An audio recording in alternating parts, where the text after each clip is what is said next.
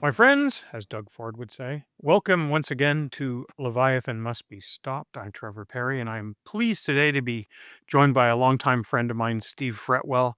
Steve and I have known each other in the insurance and benefits and pension space for a couple of decades, anyways. And Steve is also a very accomplished artist, and we're going to get into that in our discussion of Canadian history and business and cross border wonderful things. And with that, Steve, thanks for joining us today. Where are you joining us from? You're hearing me from beautiful, cold Toronto at my house. I may have mentioned to you, I'm actually heading off to warmer climates to discover the island of Barbados for the first time. I'm quite fortunate to go there, so pretty stoked up. Bags are all packed and ready to get on a plane, like many of us do to at this time of the year. Barbados is a fun place. I was there in 1993 in law school, the first time, and then the Concorde is parked there because it used to fly into Barbados from London, and I guess we're actually on the advent of supersonic travel again in the next couple of years, but that's a whole other show. Uh, Yeah. you'll have they do like rum there. I'll tell you that. I've heard that. I have Yeah. heard that about these guys down there. Yeah. Rum is important. It's interwoven into history. Anyone who goes to Newfoundland and expects a Scotch tasting, you're going to get a rum tasting, which is just as good. So I Yeah, got to that's make my right. way out there again. So Yeah. you're in the insurance consulting space. So why don't you just give us a sort of rundown of what you're up to these days, and then we can talk about a sort of the general state of business as we see it in Canada. Yeah, yeah. I'm one of these guys who graduated from university who went right into the career business with the Great London Life. I won't tell you exactly when that was, but it was quite some time ago. And I've been blessed to have pit stops along the way, not only on individual life, but employee benefits, consulting some specialty risk pieces, some pension work over the course of my entire career. And in the last 5 years, I'm actually the rookie, Trevor, at a quiet insurance consulting firm based here in Toronto, and we do work to help organizations solve some of the more pressing problems. And one of the reasons that the need exists for that is the business climate, the political climate that we've seen in our country in the last 10 years. While it has troubled me on many levels, it has also presented opportunity Yeah, I for us.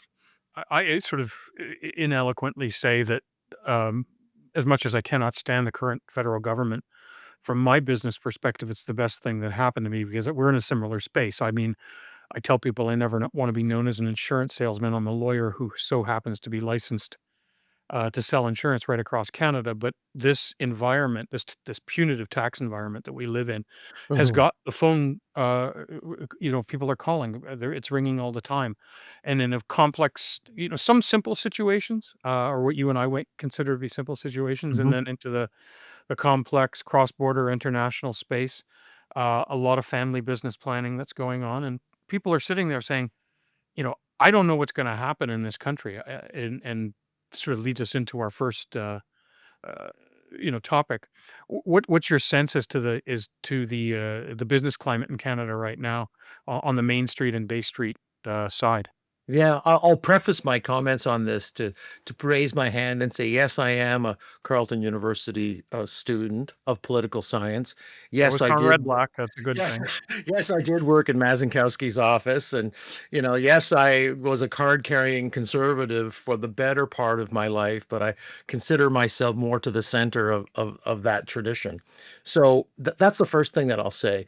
But talking about today's environment, the thing that never ceases to astonish me, particularly in the last 3 or 4 years, I think, coming out of the pandemic, became more I became more aware of it, is the ability of my friends and business colleagues across the country to articulate the issues that they see in our country. Whether Mhm. they're living in Victoria, I'm blessed. I've got friends in Victoria, business colleagues in Calgary, people in Montreal, Southwestern Ontario, Eastern Ontario, and I'm blessed to have a home in Nova Scotia. So I hear it from, tall, short, fat, thin, like every walk of life.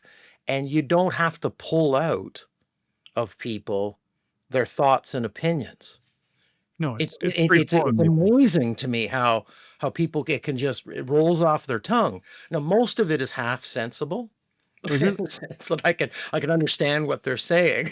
And the list in no particular order, Trevor, it most people can get up to 6 or 7 issues when I listen to them.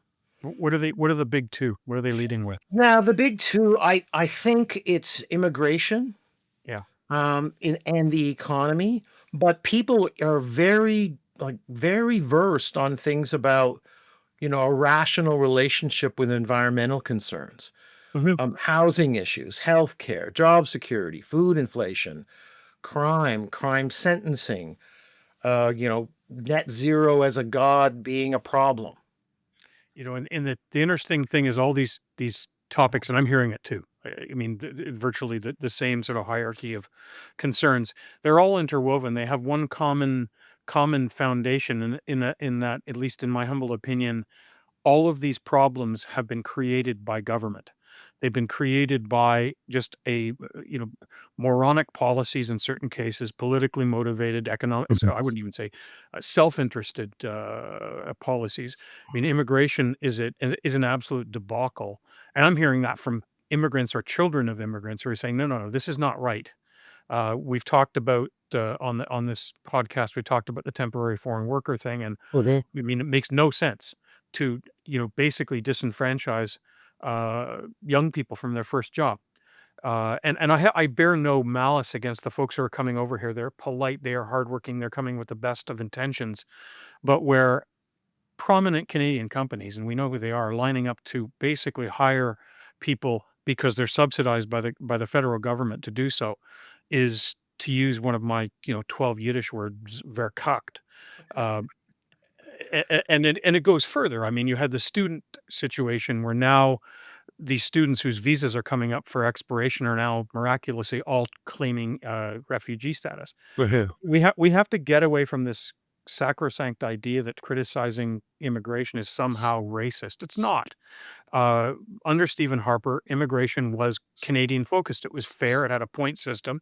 Uh-huh. And under the Little Prince, quite the opposite happened. And now we have a debacle, and it's caused, as we know, in healthcare and in housing, it's just a complete morass, and it's going to take some serious political cojones to fix it. Woohoo. But I hear it. Canadians across the country, regardless of race, color, creed, they're all saying it's too much.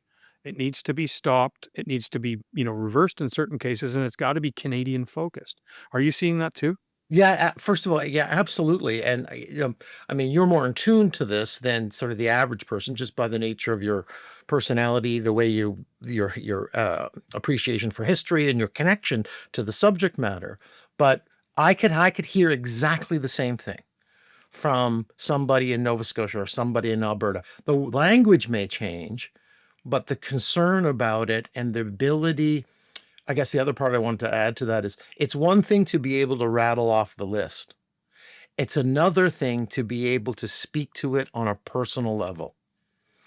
This happened to me. I know someone whose car got stolen. I know someone who had a crime committed against them or their business and the people were let out. I know people who can't afford housing. It isn't some article that they read somewhere about that's happening in some place that is distant to them. It more often than not, these things impact people in their own communities. No, it's true. They have real life experience right now. Yeah, yeah, I exactly, I exactly. years ago, I was at a town hall for a federal candidate, and got into a discussion of affordability. This a couple of years ago, Mhm, and we talked about a whole bunch of issues, and I was asked to speak, and I said the way this country's going, what concerns me as a father of 3 daughters, who are all doing exceptionally well in school, and they're young, but mhm, in the next 5 or 6 years, we're going to start thinking about university. Is that Canada, if it continues along its current pronounced slide, and anyone who thinks that Canada is in decline is engaging in self delusion of the first order. mhm, My fear is that when my kids finally finish school, they have but two choices. work for government, or leave the country. Now, add to that fact that the housing mess that we have created, and I work with a number of builders who will tell me just simple cost of producing or building a house, the regulatory costs are absolutely insane.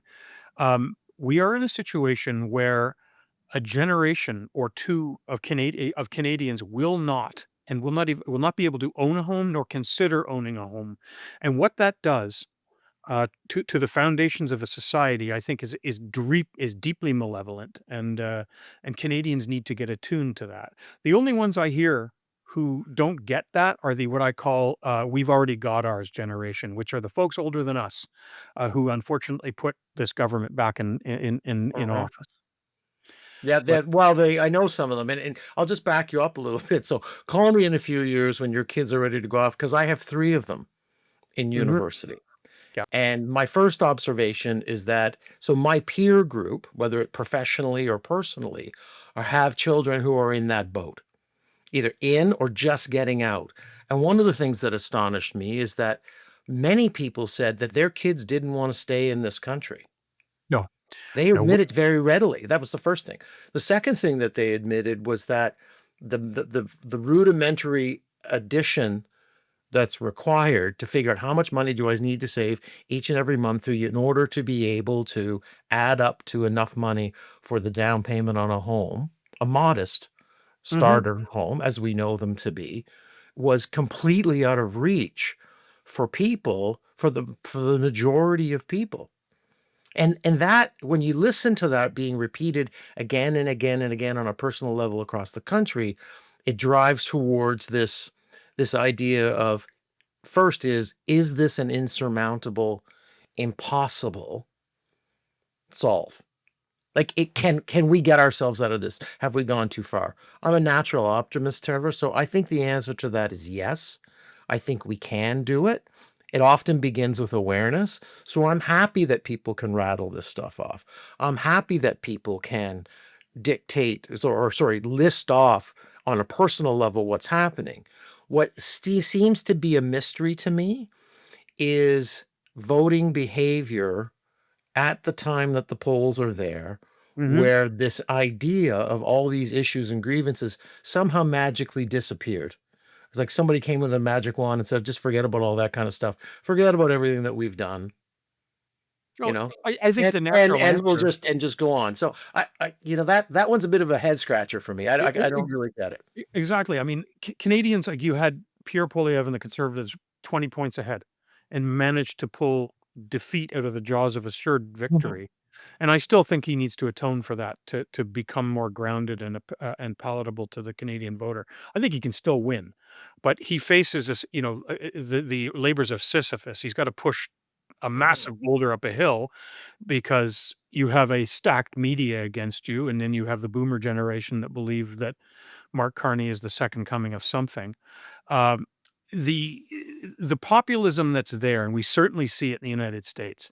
Uh-huh. I'm not against that. I think that people becoming more attuned and maybe visceral about issues is a good thing, and I think it's here in Canada. I mean, I'm not a complete populist, but listening to the people is the exact opposite to what this current government is doing. As you see Mr. Carney traveling around the world and talking about this and that, and really nothing to show for it, and he still maintains the same cabal of quislings that the Little Prince kept in. But what's your sense on mood and populism in Canada? Can it be a positive force? Well, first of all, yeah, again, as I mentioned, I'm an optimist. I think that we can get out of this thing. I think that our neighbors, I refer to them as loud, our neighbors are loud and they want a significant change in their country. And that change is going to impact a lot of people around the world. There's Mhm. nothing we can do to stop it. It's their thing. We have to control what we can control. And going back to my opening comment about awareness and people being able to articulate things, if you want to call that populism, that's great. I'm fine with that. Yeah. I've grown a little bit tired over time. My family will tell you that having a concern about rational relationship with the environment, right? Sort of a traditional, I don't, hunting and fishing and treating the Sure. environment with respect and not polluting.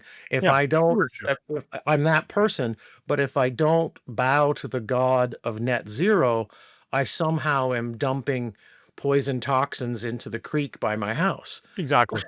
Right? Or if I think that some of the populism notions that are existing in Western democracies are good and overdue, I'm labeled as whatever label they want to put on me today. And they'll put a different one on me next week. And I get the sense, Trevor, that a lot of people from all kinds of walks of life have gotten beyond the blame game. The how did we get here? Who's to blame? People have concluded what that is. Mhm. I think where they are now is we need to figure a way to dig ourselves out of this. We're Nobody else is going to come. I remember a famous line in the movie. Oh, did the name just expand? Zero Dark 30, right. where the commander comes in and all the people are sitting around the table and they're tasked with, finding this terrible person. And his point was nobody's coming to the rescue. That's what he said to the group. There is nobody else that's going to do this. So I think Canadians are at the point where they're saying, yes, we'll do this ourselves. And I think the more they look at the track record of the guy who happens to be in charge right now, the more disappointed they are that we don't see something more material happening. And you can rattle off the Exactly. list. And, I don't and know why that is, that they haven't got a whole bunch of things done. Hopefully it's not purposeful. Hopefully it's just, another case of government incompetence. But I think people are looking for practical wins. We got to put the puck in the net, as their hockey friends say, yeah. right? And we're not. We're Yeah. not We're not doing it. even We're we're not not doing even it. getting shots on the net. I Yeah, agree we're with not doing it at the municipal level. We're not doing it at the provincial level, although no. somewhat less. We're certainly not doing it at the federal level. No. And I And, think and people's tolerance for that to continue is running very, very, very, very short. I hope you're right. My fear is that my observation is that Mr. Carney's government exists but for one reason, and that is the creation of a boogeyman in the form of Donald Trump. And if I mean, my position is if you listen to the people around Trump, like Bessent and things like that, I don't think what they're complaining about or arguing for is anything terrible. I think Canada would be a far better place if we discovered the holy spirit of productivity, Mhm. because that's sadly lacking in this country, and enjoyment of and celebration of profit and initiative and all that kind of stuff. And with a tax system like we have, we're not getting it, and cradle to grave everything care of which nothing works.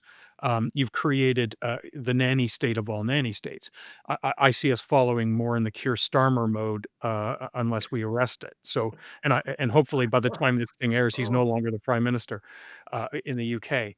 But I do have some hope that Canadians can turn it, but I don't think it's with this current government. All And right. Okay. We are completely in alignment with yeah, that thinking. I'm hopeful, but I think we got to put the backpacks on and get to work. Right. It the has to happen with us. exactly, to change gears. One of the fascinating things I think that you have moved into is the space of art. Now we're both committed, love the history of Canada, particularly Mhm. the military history of Canada. Can you tell? And what we'll do is we'll make sure that we'll post some of your work with your contact when this goes to air. But can you tell us about what you're doing? I find it fascinating, and I love the whole idea of you smoking a cigar, sitting in your studio creating. Yeah, yeah. Well, let me start by saying, the I failed the color wheel in grade 8. And it was not a natural orientation for me. Then through his confluence of circumstances, against the backdrop of some of the things that were concerning in our country, I found myself picking up a paintbrush and trying to be self-taught to create a series of portraits. And I knew I was a big fan of military history, so I started painting military type portraits, people with uniforms and hats and stuff like that. And no, it was the brute force and ignorance method, Trevor, I can assure Yep. you. And then because of the technology and the pandemic, I was able to stand up a web page, stand up an Instagram page, and share my work with the world. The world, I say that's kind of, but I shared it with people, and to my surprise, people liked it and they wanted to buy it. But I had no context of, was it bill the number of hours I put in, the cost of goods? Like I was like, how do you Sure. price this stuff? So Yeah. I hired a business manager, and she gave me coaching. She talked and I listened and I did what she said. And then my work evolved over time, where I became fascinated with this initially the subject of the Canadian Navy and the Royal Canadian Air Force and its effort to combine um, air and sea assets to fight World War II's scourge of U2 of U-boats, Woohoo. and the mathematics and the mapping and all the technology. So, I'll read a bunch of books and I look for just a grain of an idea that I can then interpret. I decided early on, Trevor, that literal interpretations of the HMCS Bonaventure or the Mhm. Iroquois or a Canadian aircraft or something, while it has a strong place in military art, Mhm. I didn't think that those kinds of literal interpretations would stand much of a chance of being on in the living room or the dining room of a child or a grandchild of somebody. Like, they Yeah. were just too, it was too much. So I adopted through trial and error, I adopted a point of view of looking at military maps and aerial reconnaissance photographs. So the perspective I take is the Canadian airmen looking down onto the North Atlantic, following the geometry that was set in their flight plan to try and find U-boats, Mhm. and overlaid that with the mapping that was done by the escort vessels. Became quite obsessed about the whole thing. And that's a series called Experiments in Blue. Mhm. It's all about that. And then the next one that I did was looking at aerial reconnaissance photos of the beaches of Normandy. So there's millions of these things, right? A day didn't go by where they weren't photographing it. So I was quite successful with that series. The idea of looking down upon the landing beaches and interpreting that. I also did a fun one which is called Rings of Our Forefathers, Mhm. which is based on the idea of looking down at the bar rail at the pub, and you lift your beer off, and there's a ring of moisture that's left behind, right? Because of and there's a lot of depth about how following the path of Canadians. I did another series called Kuchenhof, which is the aerial point of view of the beautiful tulip gardens Mhm. and the relationship that we have with that country. And those pieces of work um, are in aggregate. I think I probably sold maybe 65 paintings Right. so far. And I'll close off and put it back to you for another question on this in a second. When I listen to people tell me why they buy my work, like why they collect it, it's because when they look at it, it reminds them of something that they value. And what I found is people value the contribution of that generation. Mhm. People don't want to forget it. People want to pass those stories on to their children and to their grandchildren, but they want to do it in a way that's interesting and somewhat abstract. And they want it in their home and they want it in their office because of the way that it makes them feel. And again, I'll add one other piece to this is earlier in our talk, I talked about the things that people can easily list off that concern them that's going on in our country. And somewhere on that list, people always say to me, I'm very concerned about the perspective that people have had in the last 10 years on the role of our military I and I wearing a poppy. yeah, People it comes absolutely. out of them Yeah. organically. Right? I don't have to pull it out of them. Yeah, I mean, you're singing we're singing off the same hymnal, and on that note, I've gotta say Don Cherry needs to get his Order of Canada, Mhm. but it's I mean, military history is near and dear to me. I've been a member of, Royal Canadian Military Institute for oh gosh, 30 years. I'm ex-Toronto Scottish. Uh, Toyed with going back into the military after law Mhm. school, have a pretty good background in defense policy. Cool. And it's critical that this country remembers the great deeds and the failures on the battlefield, Mhm. both sea, air, and land. That is part of our collective history. And my fear is, and I think it's fairly widely held, is that we're allowing people to mischaracterize it. We are allowing it to become a football in sort of woke politics because you'll celebrate this group and not that group. Canadians did a truly Herculean thing in both world wars. We in terms of percentage of of population that willingly went to war, Mhm. and slogged through, both World War I and World War II, and then Korea, and then we have to sing the praises of our guys at Kandahar because Yeah. that was punching way above our weight class, and I wish that President Trump would, stand up and recognize that because his comments were certainly hurtful, Mhm. to Canadian veterans, but, I mean, amen to you, brother, for going out and telling people, in your way, with a thought-provoking, permanent, a permanent a monument that will proudly hang on a wall in a dining room or a study or living room, and perhaps, a young Canadian sits there and said, "What is that?" And it recalls the stories. I mean, I vividly remember I was 10 years old, at my first dinner at RCMI sitting across from a World War I vet, and Mhm. telling the stories then, and though that I mean, I'm 59 years old, it's never left me. That is how history gets transmitted. It's through spoken word, it's through stories, it's through art, and more power to you. Well, thank you, Keep it Trevor. Yeah. going, and Yeah. we're gonna get the word out, Mhm. with this It's a podcast. jump it's a I don't know if you can see it in the background of my but I actually, as I was going along that journey and getting advice about from people about what to do and how to do it, someone said to me, "You should put together a coffee table book." So I did. So I became I was an artist, and yeah, I'm an author. So I Yep. put together a coffee table book. It weighs about 5 pounds. I probably overdid it. But my coffee table book is called Finding Peace.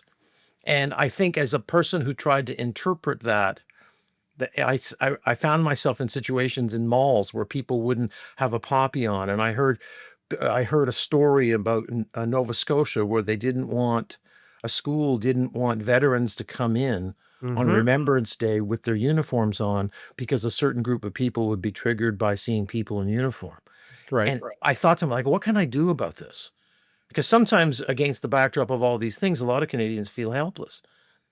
Like, yeah, they just what can you do, right? Because 'Cause you're busy raising your family, making some money, trying to save for this, dealing with your aging parents.